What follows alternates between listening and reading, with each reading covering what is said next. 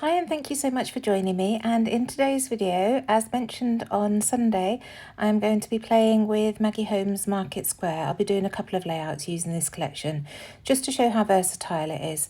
It's not a collection that would normally be my natural choice, but I've absolutely loved working with it. So this is a lesson to me and for something to pass on to you. Don't overlook something just because at first glance you don't think it's your style. There's always something that you can do with it to make it your style and create your own layouts that you'll fall in love with. Sometimes it's good to push yourself a little bit. So you can see the first thing I did was tear a 12-inch strip from that floral paper with all the roses on it, and now I'm cutting another strip to place underneath that of the black and white vine there. So just popping that underneath. And these photos are pictures of Amelia on her second birthday, and she got a parasol chair and she was just delighted with it. It's so sweet. I had my DSLR camera with me, so took loads and loads of photos. We were in Mum and Dad's caravan awning at the time, and it was great fun. So now I've just grabbed this checkered paper and I'm going down it with my rounded notebook edge punch just to create a different texture to add next to that black and white paper. And that will be the three pieces that I add to the left hand side underneath that photo. And you can see I've got two photos. They both started out as 4x6 photos, but I trimmed the one that's going on the right hand side down a bit just so it's a little bit smaller. I just like the look of that on the page. So just gluing these bits together now, making sure that they're straight, and then adding the notebook punched piece. I hadn't realised when I was punching it that it wasn't a full 12-inch because obviously I've used this collection plenty of times before, but that didn't matter, and in fact I prefer the look of it rather than having three pieces that are the full 12 inches. So now I'm coming in with my pencil just to mark where this paper is going to go because I am going to add some mixed media. And I'm going to come in with my Shimmerz paints. So the first one that I'm using is a Shimmerz in Pinko de Mayo. And the one that at the top that I spritzed is an Inklings in Coral Reef. And Inklings you need to spritz with water to activate the paint. So I did that and then just left it to one side while I dealt with the other paint. And I'm using the packaging technique with that Pinko de Mayo and just smearing it down in a column. And it almost dries straight away, the Shimmerz. It's quite good if you leave it fairly thick. So then I'm going to go on top of it with the Coral Reef Inklings just to add that different peachy tone that we've got in the papers there as well. So these two work really nicely with Market Square if you're looking for paints to match, and they're so reasonably priced. We sell them at Hey Little Magpie, but if you're in the States you can get them direct from Shimmerz. So just using what's left on the acetate to add some splatters. And then I decide that I want to add some behind that right-hand photo as well. So just pouring what's left onto the right-hand side. It looks like a mess, but it works out perfectly in the end. And then just smearing it up and down the page. And you'll see I brought the photo back in just to check the placement, and it's all fine. So just making sure that it's down far enough and up high enough because I do want this to show behind the photo.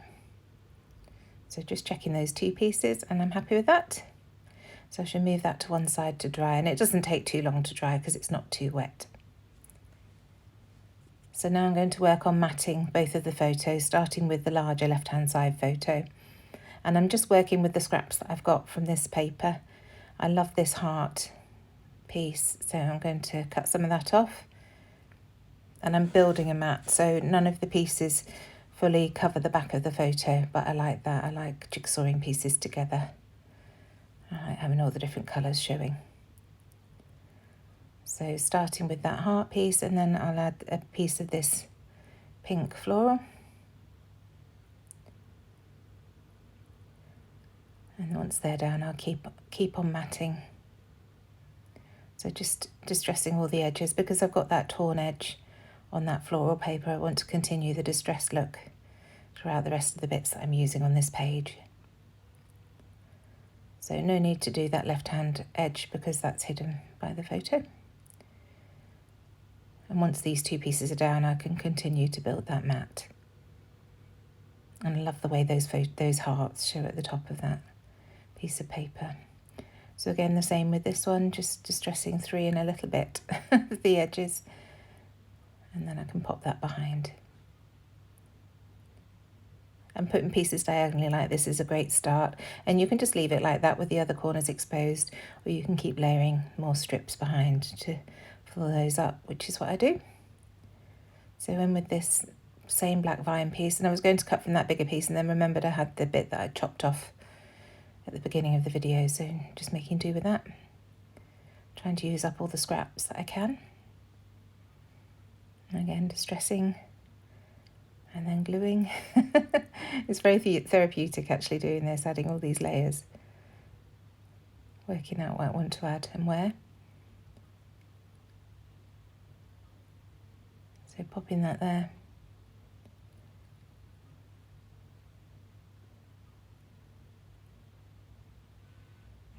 And then I want to add something else to this bottom right hand corner, so just grabbing another scrap, and I'm not sure whether to use the pink strawberries or the black and white, but I decided to stick with the black and white because we've got the pink of the mixed media underneath the photo. I like the starkness of the black and white there, so just popping that down as well.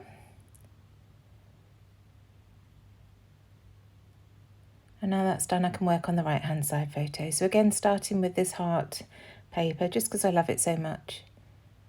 And obviously I love Amelia. And you can see there's just enough at the bottom there to trim off to use elsewhere. Use another day, nice little row of hearts there. So again, just building up the mats. So I decided to add a strip of this leading towards the left hand side of the photo. It's nice to extend your mat out like that when you've got two photos side by side like this, just pointing towards that photo without being too obvious. So it draws the eye across the page. And then I noticed this little pink piece in the branding strip of the floral paper, and that's just perfect to nestle against that one, the black one that we've just added, so I'm adding that there as well. And that's that. So now that the background is dry, I can start gluing everything down, starting with this big mat on the left hand side.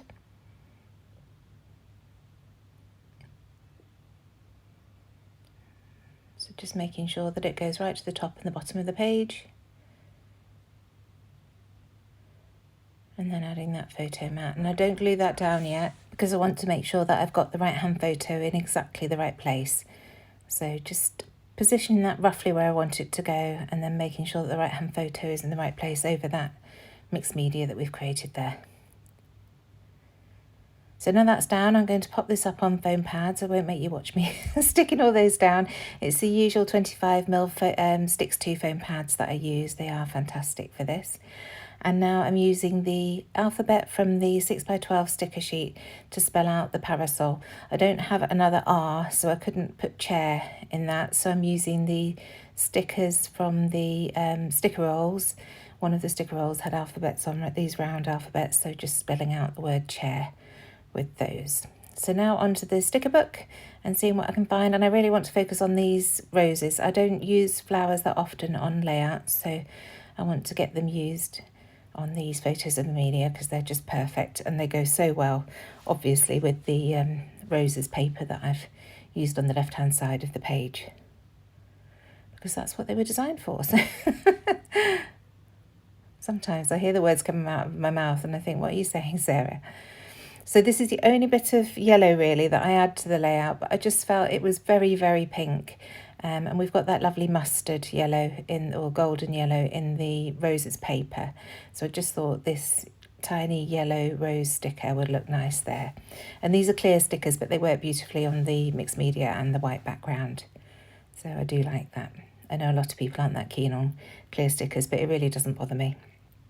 So just building up layers around this. I've used that number 2 because it was Amelia's 2nd birthday, so I wanted to use that. And then that sticker saying such a simple thing works really nicely there. And this one says always grateful, and in fact I do move that in a little bit, but I definitely wanted to get that on the layout. So now working on this corner, top right hand corner of the main photo, just adding some more of these roses. Look at how beautiful they are. It just works perfectly. And there are some loose leaves as well, which work really nice to build up the clusters.